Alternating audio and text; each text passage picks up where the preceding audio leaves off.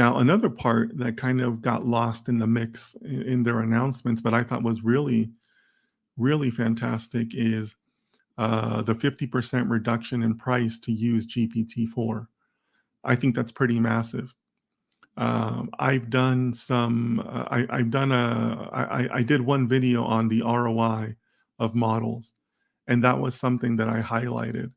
Where I used the example of the Bloomberg LLM model that they trained, where they trained it on 700 billion tokens. That's a lot of tokens.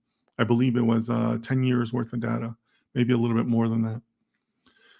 So when you're talking about that type of scale, the rates are super important. In fact, I think that in my video, I said that it would cost millions and tens of millions of dollars for Bloomberg to replicate that on GPT-4. GPT-4 was charging $60 per 1 million tokens that you use to train.